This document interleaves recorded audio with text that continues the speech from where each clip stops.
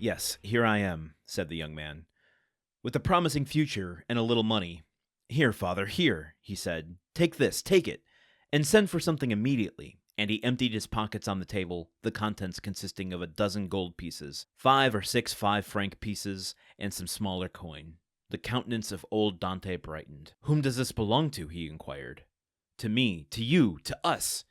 Take it, buy some provisions, be happy, and tomorrow we shall have more." "Gently, gently," said the old man with a smile, "and by your leave, I will use your purse moderately.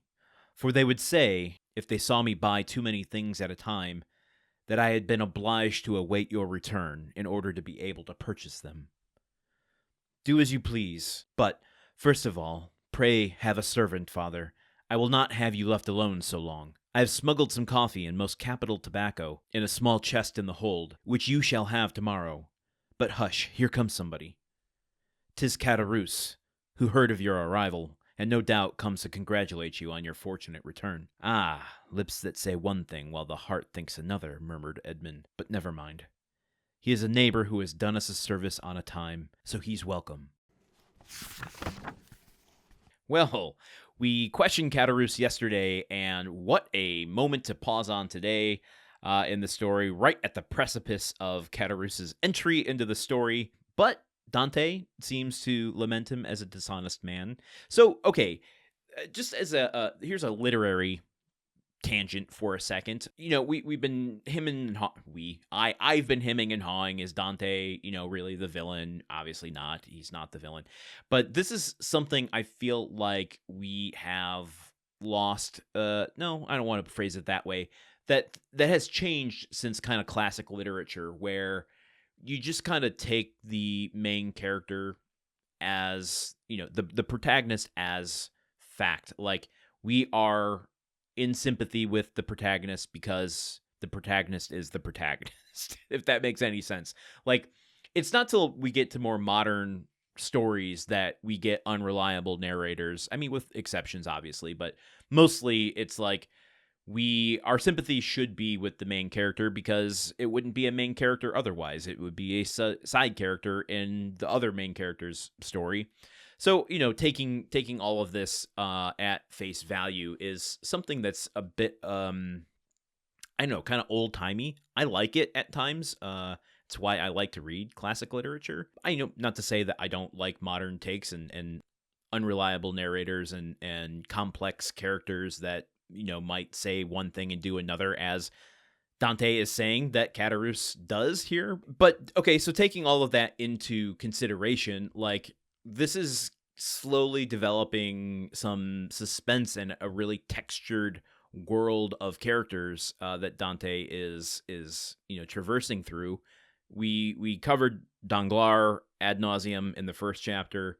Now we're talking about Caderousse, who, we just got to take on Dante's word that is, says one thing and thinks another. He's very duplicitous, I guess you would call that.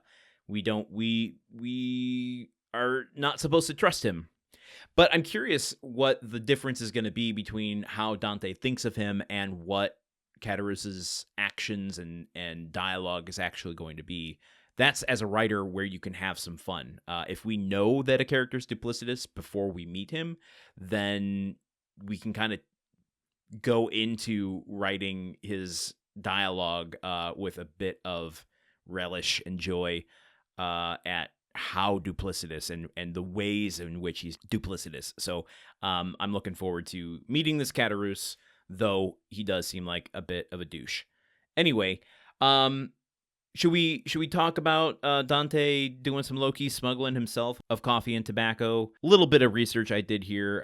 We don't need to go too deep into it, but it just kind of the contraband that he has here reflects the economic realities of the time, where, if you bought this at the marketplace, you're not going to be able to afford it. And therefore, if you have the opportunity, i.e. being, someone who works on a ship, there are a lot of easy opportunities to smuggle it in. And it's, I think, kind of seen as a low-key offense. There's not going to be a lot of people looking through every single barrel that is coming into port, so you can get away with it pretty easily. I think this adds an interesting layer to Dante, who has been so pure of heart and honest up to this point that like he's not above doing, just a tiny bit of crime. Especially if it means, taking care of his family. He brought these, I'm presuming, for his father who likes these things. But just as a side note, the legal risks I looked up of what would happen if you were caught with contraband. It's really just like, there's going to be heavy fines probably placed on the ship, though maybe the individual, I'm not sure. So that could come down on Morel. Confiscation of the cargo. I don't know if it would be all the cargo or just the piece of cargo that the contraband was in. That seems like a pretty big risk, It probably also depends on what the contraband is. Tobacco and and coffee, probably not so much.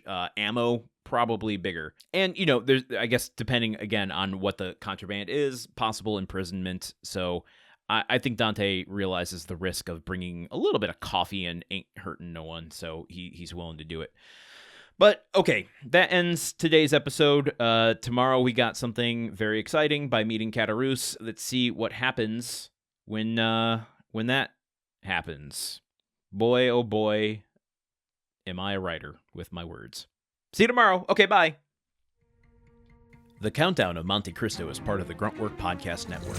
This show is produced, edited, and hosted by Landon Solano. The original text of The Count of Monte Cristo by Alexander Dumas. Theme song by Magic Solo. If you want to support the show and others like it, visit patreon.com/gruntworkpod. Thank you for listening. See you tomorrow.